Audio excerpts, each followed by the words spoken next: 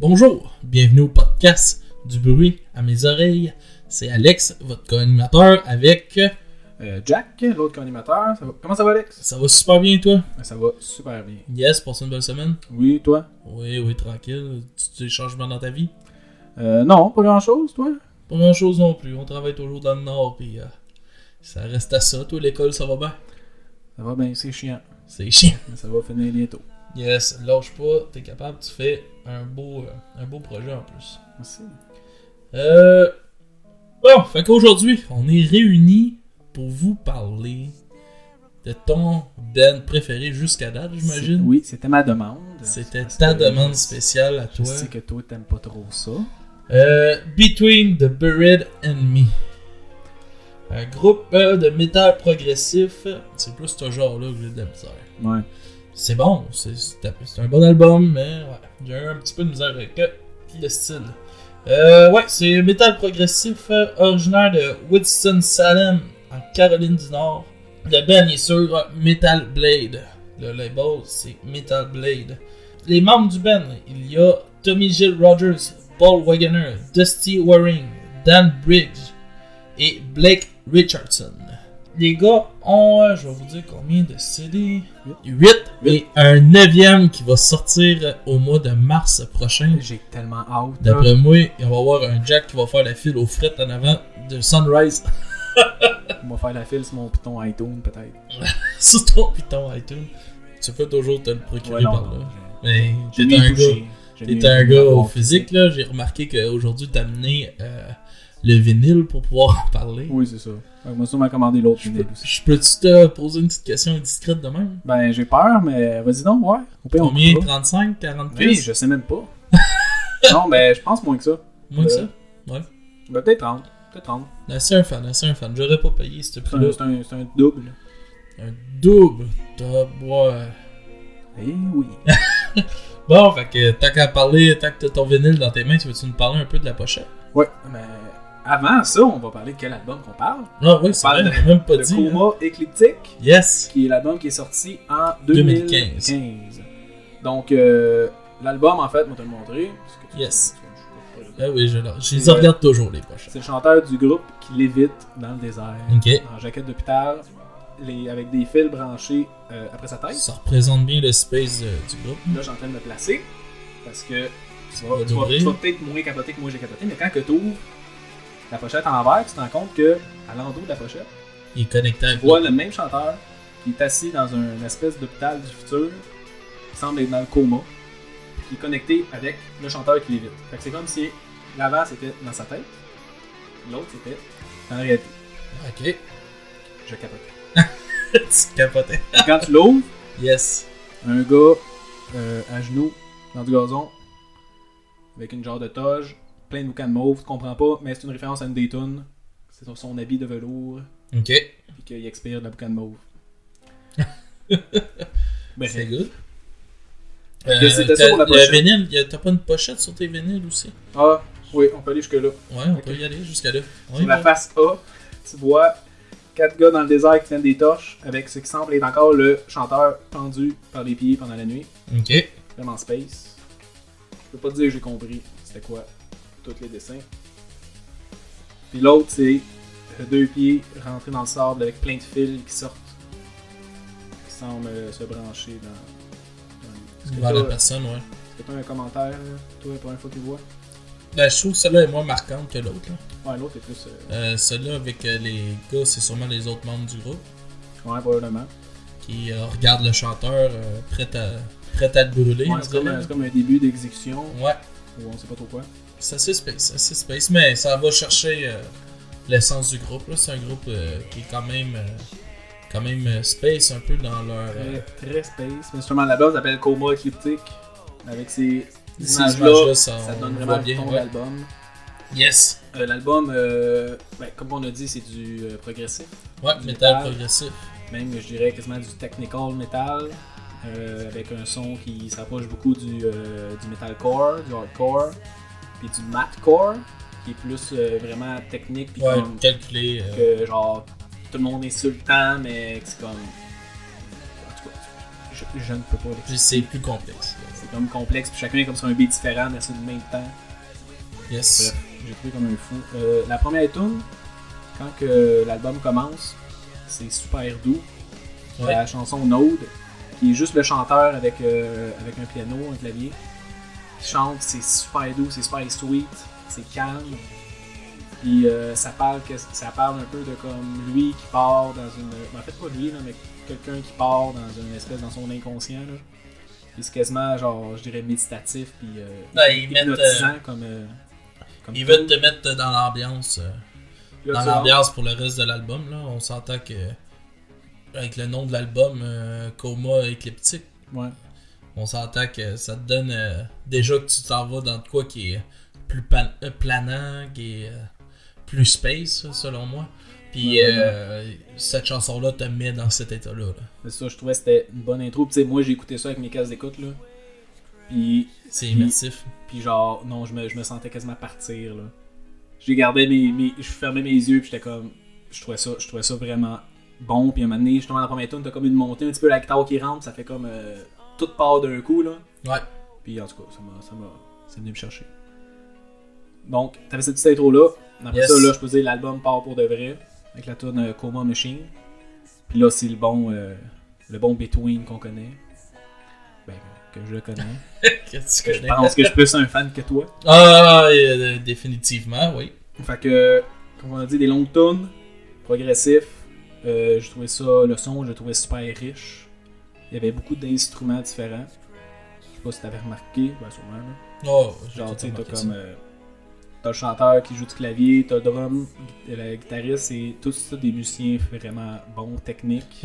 D'après moi, au drum, il y a un peu de. Ça se peut-tu qu'il y a des pièces de drum électroniques sur son drum? Ça se peut. Parce que je sais qu'il y a des sons électroniques, là. Ouais, c'est ça. Il y a beaucoup comme de synthétiseurs, puis il y a probablement d'autres sons là, que je ne pourrais dire. Là. Okay. Justement comme à la Enter Shikari un peu, là, quasiment ouais, set de DJ. Là. Je sais qu'ils n'ont pas ça live, là, mais ça se peut que des enregistrements, ils mettent un petit peu des sons électroniques par-dessus. Là. Non, ça, eux autres, dans le fond, ils ont des tracks quand ils jouent, là, j'imagine. Là. Ouais, mais tu sais, comme... Moi, qu'est-ce que j'ai entendu là-dedans? Il y avait de la guitare, de la bass, du drum, mais tu sais, j'ai entendu du clavier, du piano, beaucoup de synthétiseurs en background, ou des fois en premier plan, puis tu sais, il y a même... Il y a un bout au xylophone, là. Je sais pas si ça t'a marqué, moi ça m'a marqué, là. Ah, j'ai pas... ouais, comme il y a un bout de xylophone qui part, puis on dirait qu'il part dans une bulle. en fait, je trouve que eux autres, qu'est-ce que je trouve... J'aime bien voir la passion qui t'allume quand tu parles de... dans tes yeux, là, ça paraît, là. Il y a du gros métal, puis à un moment donné, il part dans une bulle, puis là, t'as justement ça, le xylophone, puis on dirait, genre... Il prend une voix étrange, comme si c'était rendu une bébite, là, puis il se met à... Ah ouais, je vois qu'est-ce que tu veux dire. Des espèces de petites parenthèses musicales, j'ai trouvé ça super intéressant. C'est à peu près ça. Toi, t'avais-tu noté? Ouais, ben j'ai noté quelques trucs par rapport à la musique, là. Moi, c'est sûr, j'ai pas été trop en profondeur dans les paroles, un peu comme d'habitude. Je trouve que c'est ton point fort de l'émission. Qu'est-ce que j'ai trouvé dans la musique? Ben... C'est sûr qu'à la base, j'ai essayé de mettre ça de côté, que je suis pas un fan de prog. Ouais. De mettre, je me mets aucune... Quand on découvre de nouvelles choses, je me mets aucune barrière. Ouais. Tu sais, on y va, puis on se tape. J'ai essayé de me mettre dans la peau d'un fan de prog. J'ai trouvé qu'il y a des bonnes progressions dans les chansons. Il y a des bonnes progressions, mais je trouve qu'il y a des longueurs malgré tout. Des bouts, je trouvais que, mettons, qu'ils vont aller dans le plus planant, ou je trouve que des bouts comme ça qui auraient pu être raccourcis un peu dans les chansons. Pas à cause de la longueur de la chanson, mais je trouve des fois qu'on passait trop de temps dans une phase avant de s'en aller dans une autre phase de la chanson. Ça, j'ai trouvé ça. Je trouvais que ça faisait des longueurs à cause de ça. Mais j'ai trouvé qu'il y avait des bonnes progressions. Les progressions, là, tu pars du point A puis ils vont bien t'amener jusqu'à la fin de la chanson. Du point, ils pourraient avoir jusqu'au point Z, là, tellement qu'il y a des passes là, dans leur chanson des fois.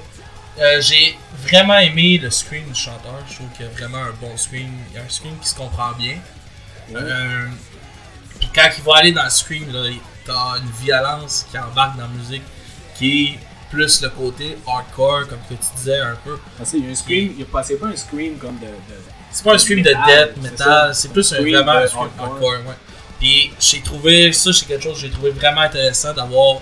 Parce qu'on est habitué dans le progressif que ça soit plus tout métal, tout plus dans le métal, tout ça. Ouais. Mais j'ai aimé cette variante-là du chanteur. J'ai moins aimé son clean, par exemple. Je suis moins un fan, t'es pas d'accord avec ce que je dis. Je trouve que sa voix est tellement folle. Moi, je suis un petit peu moins un fan de sa voix clean. Il y a une bonne voix, il y a tout ça, mais elle vient moins me chercher, personnellement.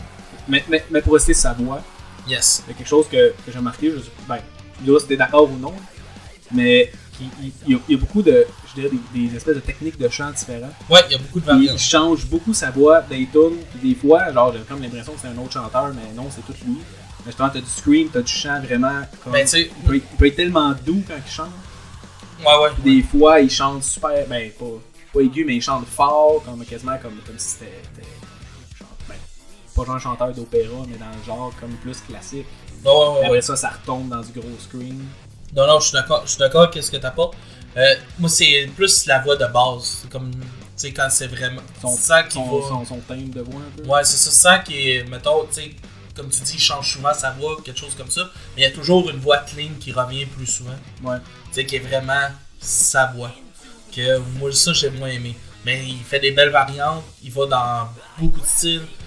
C'est un gars qui couvre un énorme éventail de possibilités avec sa voix, qui est plusieurs octaves. Puis c'est un excellent chanteur, mais moi c'est vraiment le thème de la voix que j'ai un petit peu plus de misère. Puis, moi je trouvais que ça donnait. Je trouvais que c'est ça qui donnait un peu le son à cette bande-là. Ok. Ils ont comme un son assez particulier, genre tu pars une tonne d'eux autres, puis genre, ça se reconnaît tout de suite, c'est du. Ouais, c'est. Et je pense que le chanteur il fait. C'est unique, là. On a quelque chose d'unique. Je pense qu'il contribue beaucoup. Tu veux nous parler un peu des paroles de l'album? Oui, en gros, c'est très planant comme parole. Ouais. C'est stoner pas mal, Between. C'est stoner, puis c'est assez. C'est dark les paroles, là. Ça parle beaucoup de justement rentrer en dedans, de te regarder un peu dans un genre de rétrospection. Là. Ouais. Mais pas vraiment du bon sens. Il fait beaucoup de comparaisons entre la lumière et la noirceur, de Dark and the Light. Il fait vraiment beaucoup de variantes que comme il faut ouvrir des portes pour voir la lumière. Ou il faut ouvrir des portes, par exemple, pour rester dans la noirceur, puis aller dans la noirceur, puis aller jusqu'au fond de la noirceur, des trucs de même. Je trouve ça assez deep. Puis avec la musique, justement, parce qu'il parle de ça dans les bouts de planant, là, je trouvais que c'était assez intense. C'est venu me chercher pas mal de bouts. Non, ils nous font vivre beaucoup d'émotions, là. Comme s'ils rentrent un peu dans ta tête, là. Ouais, c'est ça. Ben, tu te laisses aller, puis... Ils te font, mettons, tu vas te coucher, là, puis moi, je l'ai souvent écouté à ce moment-là, avant de m'endormir, là. Ouais. Tu te couches, là, puis je pense que c'est une... Between, c'est drôle à dire d'un band metal, là, mais c'est une belle berceuse. Mais c'est vrai que j'ai genre noté sur ma feuille, je pense... Je sais pas sûr si genre j'allais le dire, mais cet album-là, moi je l'écouterais couché sur le dos, les lumières fermées, les yeux fermés, avec mon casque d'écoute, puis juste je me laisserais partir. C'est ça, c'est une belle berceuse. Ça va t'amener. J'ai fait des rêves fuckés en esti en écoutant ça t'amène à des places, ça travaille ton subconscient. Ouais, vraiment. Beaucoup. Puis j'ai vraiment, pour ce point-là, j'ai vraiment trouvé ça que c'était bien. Là. Puis même, tu sais, ce petit son-là, là, je comparais quasiment ça à genre du Pink Floyd. Ouais, à la limite. La musique du Star c'est comme qui est très progressif, planant. Là. Ouais, c'est rien enlevé à Pink Floyd, là, mais je trouve que c'est comme une évolution que Pink Floyd aurait pu s'en aller un peu vers ça. Tu sais, Pink Floyd ont des tunes qui vont rentrer aussi. Là. Ouais. Puis je trouve que ça aurait pu être. On aurait peut-être pu avoir une évolution, tu sais, si ça aurait continué. Là. Quelque chose qui se serait rapproché. Quelque chose qui serait comme actuellement. Ouais. Serait plus, d'après moi, si ça aurait été encore en vie aujourd'hui, là, on aurait pu voir ces deux groupes-là en show ensemble. C'est quelque chose que moi j'aurais cru. Ouais. Ben, d'après moi, ils peuvent, puis ils ont sûrement des fans communs. Même si Pink Floyd, c'est pas mal. C'est vieux, c'est fini. Ben alors, Ils font encore des shows, Pink Floyd? ben, il y a Roger Waters qui fait encore des shows, mais Banning de là à dire que c'est fini. Là, c'est un groupe du passé. C'est un groupe du passé, mais c'est un groupe qui marque encore beaucoup. J'ai vu ta face. Là, qu'est-ce que tu viens de dire? Non, mais écoutez-les pas, ils connaissent rien. Ouais, genre. Roger Waters, ouais, il a sorti un CD, des tonnes de Pink Floyd. As-tu composé de quoi d'autre? Je pense que oui. Ouais. Je veux pas trop m'avancer, mais je crois que oui. Mais sinon on va se faire des ennemis. Ben, j'écoute pas vraiment ce genre-là. Ouais. Fait que tu sais, je suis pas nécessairement à jour. Là. Mais c'est ça. Mais pour donner ses paroles, c'était ça, à peu près ça. Beaucoup de quasiment des questionnements sur soi-même un peu, mais vraiment deep. Ouais. Moi je voyais ça quasiment comme une séance de méditation. Okay. En tout cas, le début tu rentres, puis à un moment donné, ça devient plus core, justement, plus métal. Et là, c'est moins comme ça. Mais puis les paroles aussi, des paroles assez. Des longs textes. Des longs. Ça va? Des longs. Là, juste pas rater dans le micro. On fera du montage. Mais ça, des longs textes, des textes vraiment imagés aussi. La musique, je la trouve imagée, les textes aussi. Je trouve que les deux ensemble, ils s'amplifient beaucoup. Ouais. Tu sais, genre lire les paroles en même temps que tu l'écoutes. Je trouvais ça. Que ça rehaussait la parole, la musique. La parole rehaussait la musique rehaussait la parole. Ok. Ben, ils se complètent bien les deux. Ouais, c'est ça. Good. Est-ce que t'es prête à t'en aller vers ta chanson préférée de l'album? Oui, mais juste avant, un petit commentaire. Ouais. Je trouvais que. Tu sais, c'est du progressif. Je trouvais que ils jouaient. Tu sais, leur terrain de jeu était assez grand. Ouais. Progressif, c'est un peu ça le but, là. Tu vas jouer un petit peu partout, là. Mais justement, avec tous les instruments qu'ils ont mis là-dedans, toute la capacité, je dirais, de chanteur à comme chanter de différentes façons, je trouvais ça bien. Mais aussi, tu sais, ils ont beaucoup de distorsion, mais ils ont mis aussi beaucoup d'effets dans les instruments, comme tu sais, à un moment donné, t'as de la bass, la distorsion, de la guitare. Mais là, ça doit être un band qui a comme 50 pédales en avant de ça. Ça doit être fou, là, en réussir. Mais ils ont aussi des bouts acoustiques. Puis ils mettent même de l'effet sur la voix de chanteur à des moments. Fait que je trouvais qu'ils ont bien dosé le tout. Je trouvais que c'était super bien produit, super bien monté. Ok. Puis bref, j'ai trippé. T'as trippé, bon. Ben, ça paraît. Ça paraît que tu trippes juste à te regarder. Avant, un autre point avant d'aller parler de nos chansons préférées, parce que je t'en ai pas parlé. Je sais que t'es un gros fan, là, fait que en show. Oui. Comment que ça ressemble en show? Moi, je les ai vus. Ben, en fait, je les ai vus une fois, puis c'est quand je les ai découverts. Ok. Je pense que c'était au AVMTL. Ok. D'un bout. Mais en show, ça trash. Parce que ça reste progressif, puis ça reste comme que tu fais juste le regarder, là, puis tu fais juste apprécier. Parce que moi, en show, en tout cas, quand je l'écoute, j'ai pas été curieux à ce point-là, j'ai pas été voir sur YouTube, voir de quoi ça va être. Mais c'est sûr, tu sais. La présence, parce que ça doit pas être ça doit pas être un band qui se garoche. C'est sûr que ça se garoche pas d'un bord puis de l'autre, là, c'est band trop compliqué, là. Non, c'est sûr que toi, t'aimerais pas la présence du band. Puis je voyais ça un peu comme la première fois que j'étais allé au Rockfest, il y avait Dream Theater. Je pense que personnellement, aller voir un show de ça, ce serait plus un show que je serais pas étonné que même sur le parterre, tu peux être assis.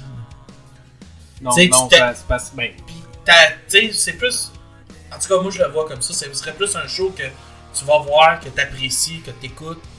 Pas un show que tu vas aller te garocher d'un bord puis de l'autre, me semble. Parce que c'est ce feeling-là que j'avais quand j'étais allé voir Dream Theater au Rockfest. Ouais. Que je trouvais que là, c'était plus un show que tu t'assieds puis t'écoutes. Parce que faut que tu prennes attention à tout ce qu'ils font, à tout ce qui se passe sur scène. Parce qu'il y a tellement d'affaires qui arrivent en même temps. Tellement de choses. Moi, je me souviens à Dream Theater, j'étais proche de la scène et je faisais juste regarder le bassiste. Je vais juste regarder ses doigts. Mais moi, je capote. À Dream Theater, moi, j'étais dans le temps, il y avait encore le baseball. Là. Ouais, j'étais assis dans les estrades du baseball. J'étais assis avec une autre chum, Sam Barr. J'étais assis là, on était assis et on écoutait.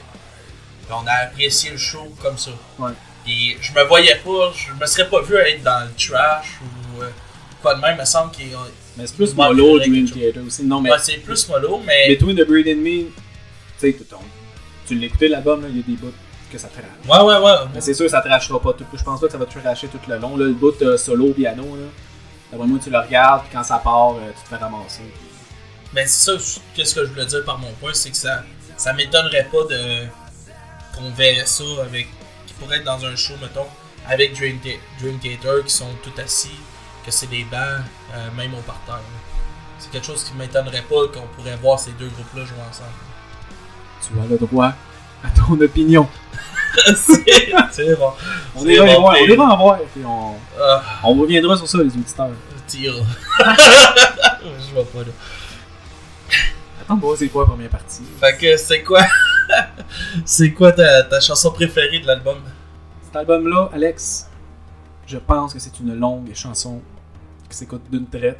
Il y a pas de entre les tunes, il y a des transitions, mais il n'y a jamais de silence. Fait que je voyais l'album comme une seule chanson que j'ai adorée.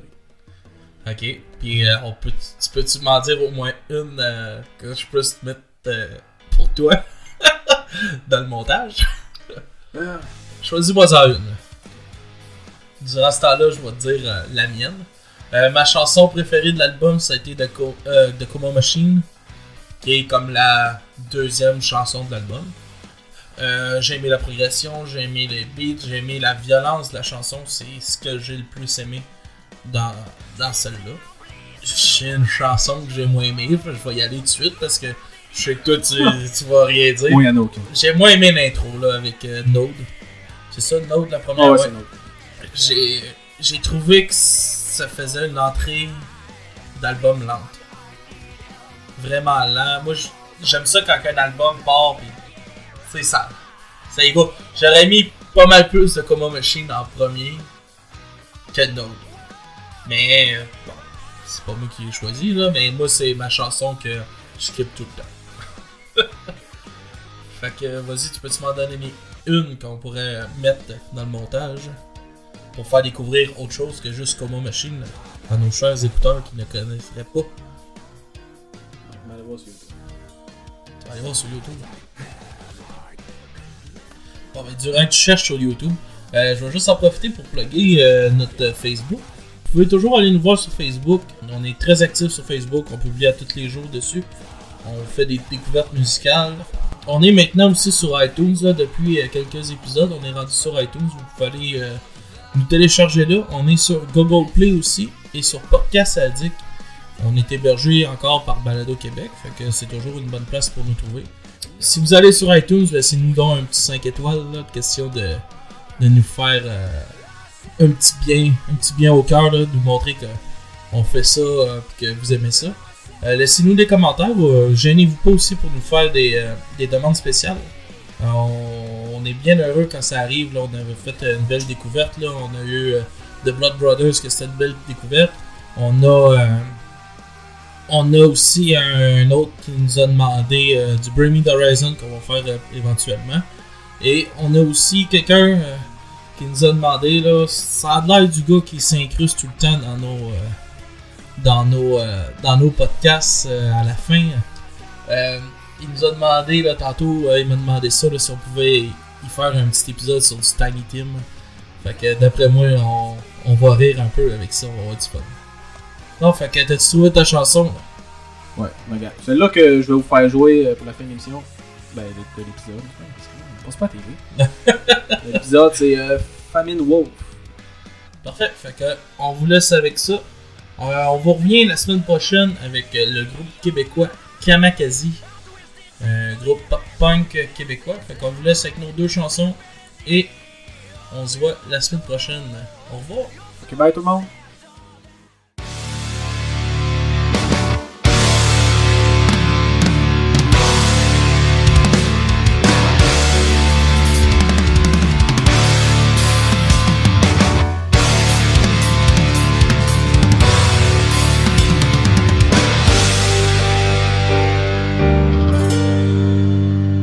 You teach us what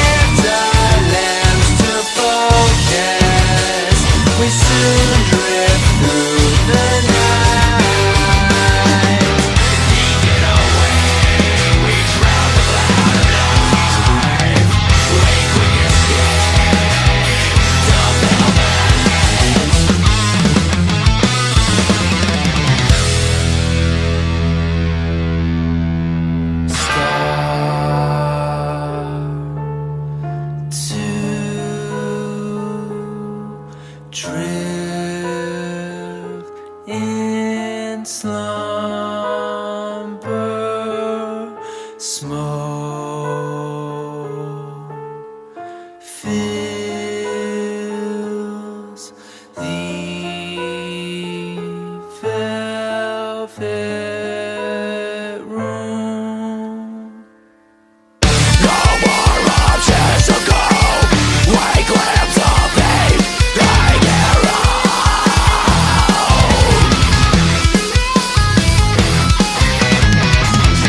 madness embrace the vault.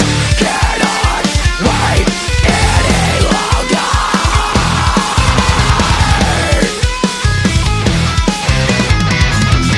Each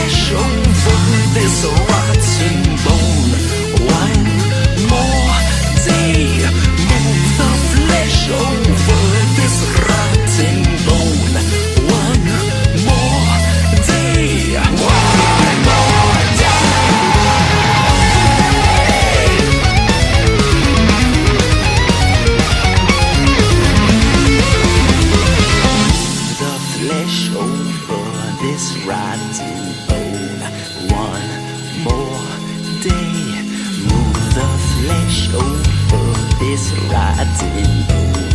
One more day. One more